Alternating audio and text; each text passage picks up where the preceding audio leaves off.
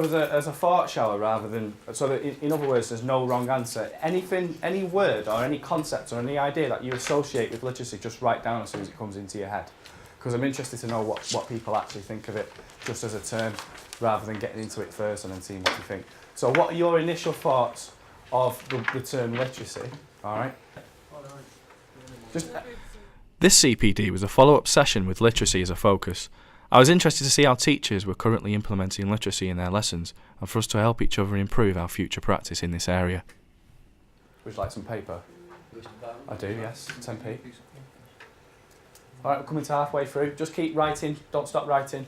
Everything you associate with the term literacy, just write down. That's just going to be a clue, right? It really doesn't matter if it... I specifically wanted this session to be task-based and not talk about literacy for an hour. We worked in pairs, groups and as a whole group to give each other feedback on individual lessons and schemes of work.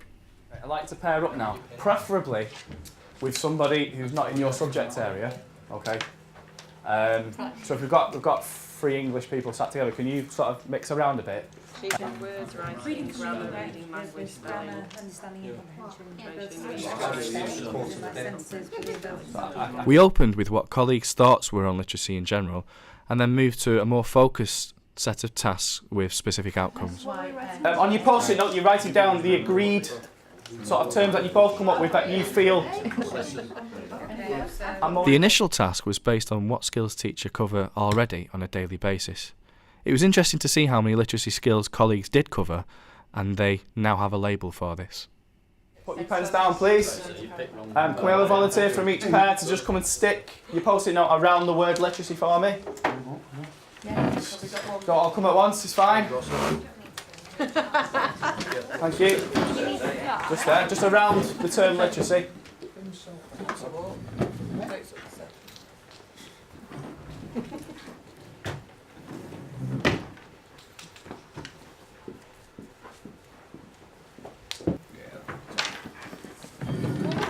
Okay, the English people will know this, but just something for your own practice, right? If you've got a collection of subject-specific keywords, so for example, if I said to you, printer, monitor, mouse, internet, keyboard, RAM, ROM, CD, what word ties all those words together? IT, computers, technology, okay. If I said rocket, astronaut, moon, Jupiter, space, stars, what word ties all them together? Astronauts, NASA. Space, okay, right. So what we've got there, it's called, the words that are an umbrella term for a lot of keywords, a collection of words together, it's called a lexical field or a semantic field, right? So something for your own practice before we move on. If you've got a number of subject-specific keywords and you want the pupils to learn them within a series of lessons, you could start off by showing them a lexical field or a semantic field. All right, it just helps tie everything together. This hopefully will be a lexical or semantic field for the term literacy. So we've got the written word, spelling, reading, grammar, understanding, comprehension, recognition, ability to construct and decode. I like that, whoever wrote that. Grammar, punctuation, vocab, spelling. Reading, writing, spelling, speaking, grammar, listen, pronunciation, language, listening, reading, writing, punctuation, spelling, blah, blah, blah, blah. Syntax, paragraphs, sentences, clauses. Okay. So that is kind of what I expected, and that is part of a collection of words, a semantic field to do with literacy.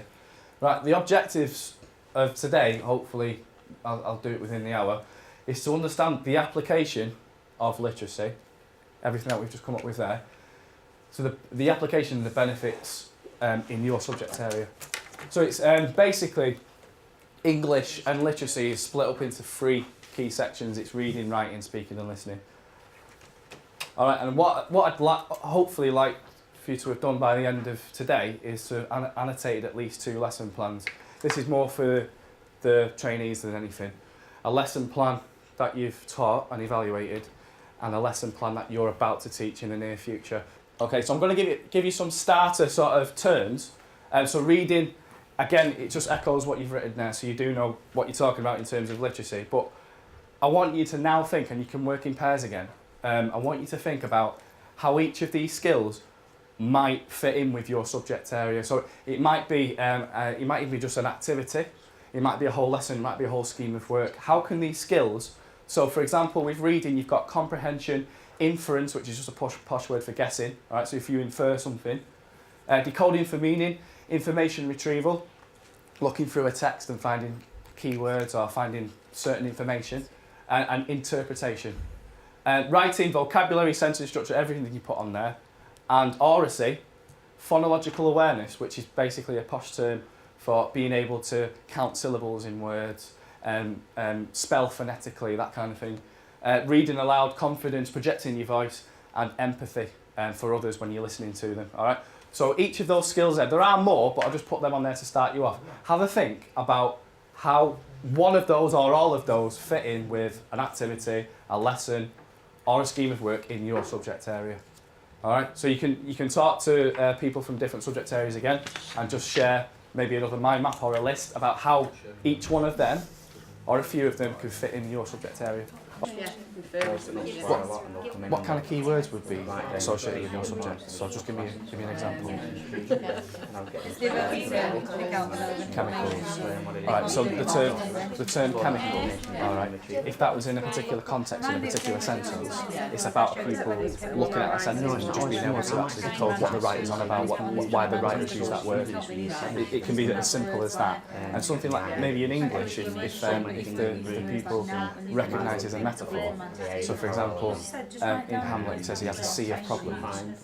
Right? It's about a pupil saying, hold on a second, he's comparing the sea to his problem. So that must mean he has lots of problems because the sea is obviously quite big. That's decoding for meaning. So it can work on many levels, like simple levels and quite complicated levels. So just have a think about what activities you might do without even knowing about it, that every day in your lessons, that actually apply to this. How are we doing here?